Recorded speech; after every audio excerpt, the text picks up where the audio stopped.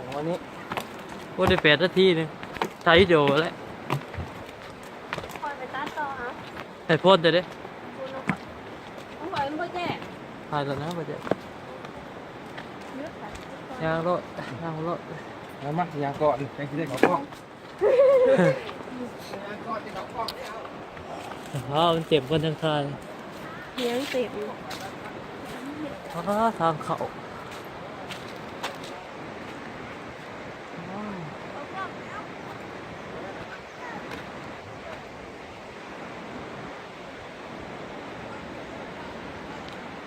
ไปเลย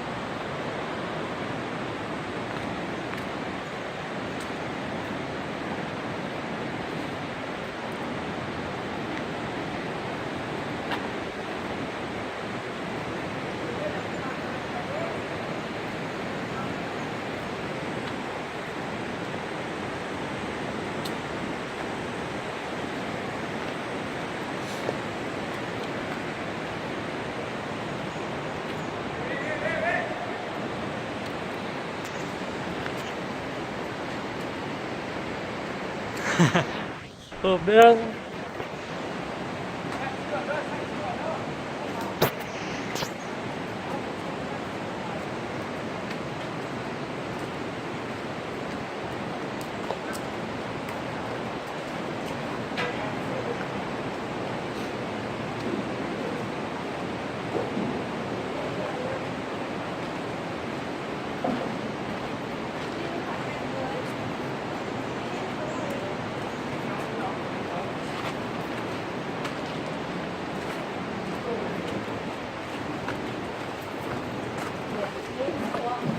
ก้อนเข้าก่อนเอาเข้าลบ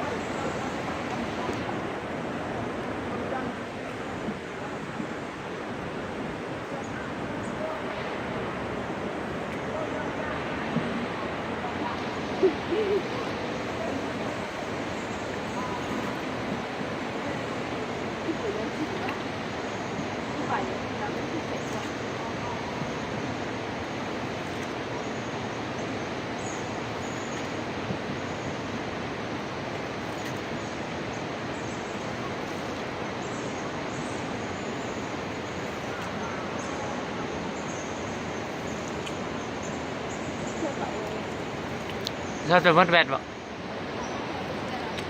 ห้องในมีดิ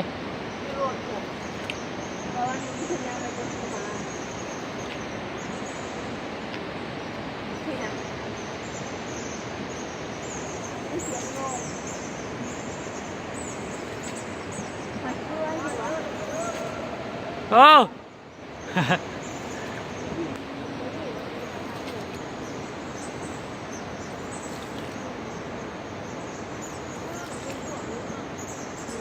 เบิ่งเทิงคุณยังก่อน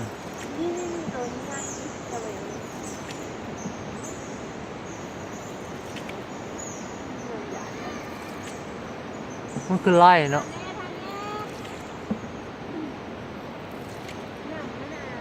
เทิง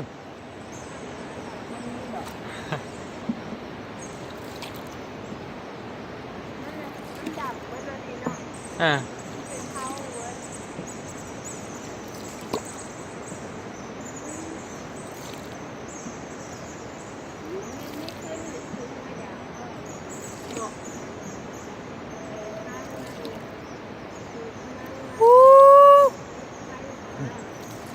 ว่าพวกหมูที่บ้านทำอะไร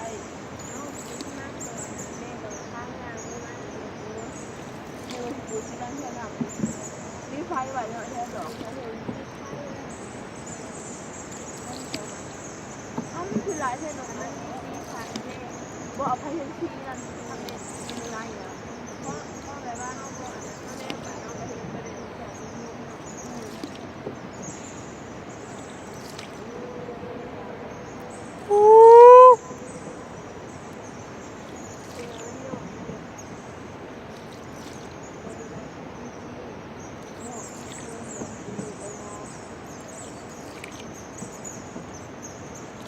เดี๋ยวเยอะเบิ้ลมันเอาหัวไปตั้งในสับเดี๋ยว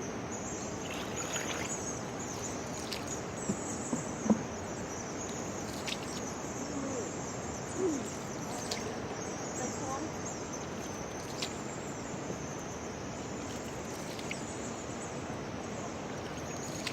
เอาเลยมือประตูมันอยากขึ้นมา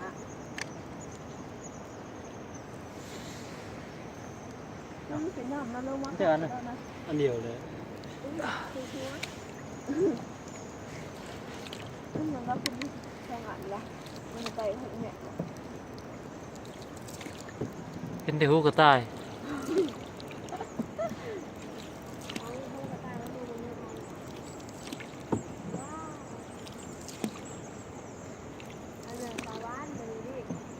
ฮะ